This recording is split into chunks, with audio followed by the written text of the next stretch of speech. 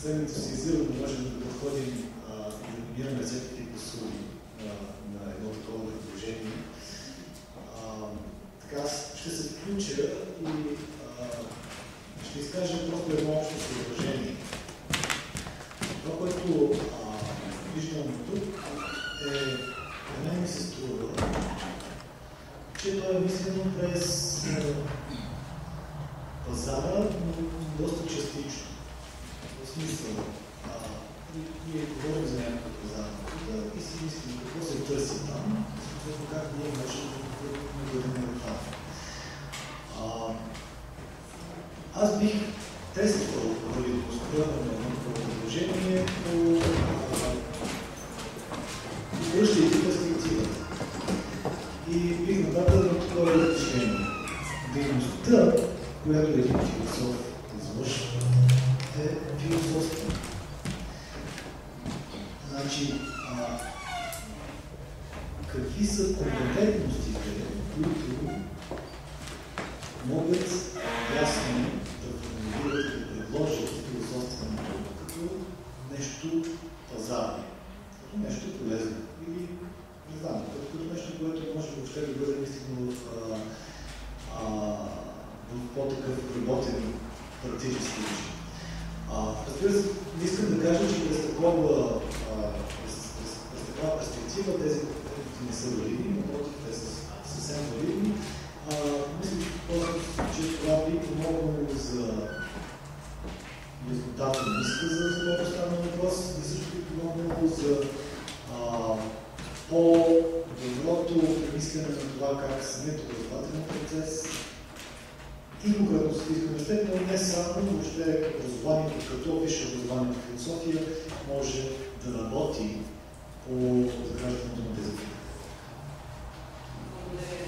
С една дума, определено се нуждаем от работодател в групата, която ще прави въпросните стандарти.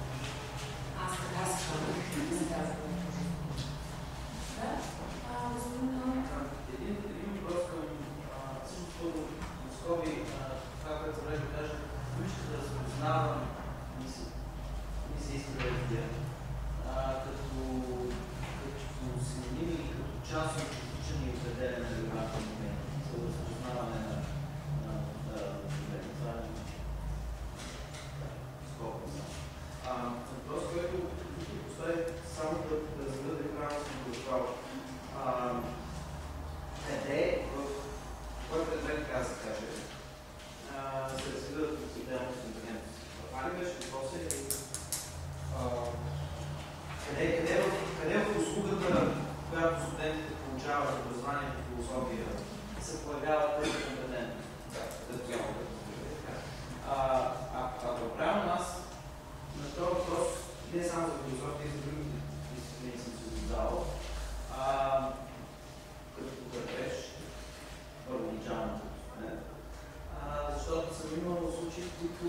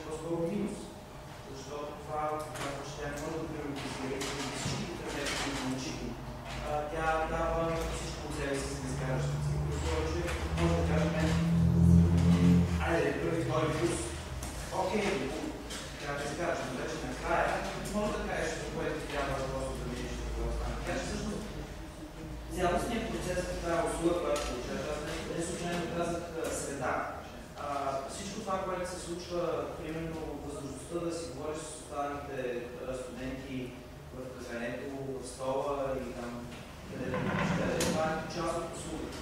И, примерно, съвременното отделно образование, електронното образование, всъщност отива точно там, къде е възможност виртуално да се среща с това е част от услуга. Така че компетенциите за мен трябва да се изгледа целият този процес на справяне с дадени проблеми, които получиш, включително и административно. Защото като видиш бизнеса, също трябва да се справиш с всякакви хора. Трябва да работиш в екипа с хора, с които не искаш да работиш, не ти харесват, глупави са всякакви неща, които се случват и в тоест разглеждането на образованието само до списъка с предмети, които влизат в дипломата е според мен грешно и няма да по никакъв начин да се вържа с точно за това постоянно спомена, аз съм минал в този курс някакви неща, съм развил много тях и съм с съхранени.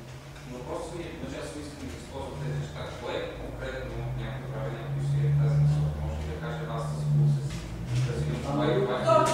Това е следващия айтем в следващата точка в програма. Точно така. Да, точно така. Минаваме към тази следваща точка. Сега, от тук нататък, понеже всеки от изказващите се за добрите практики в философския факултет е получил ясно указание, че презентацията му трябва да трае не повече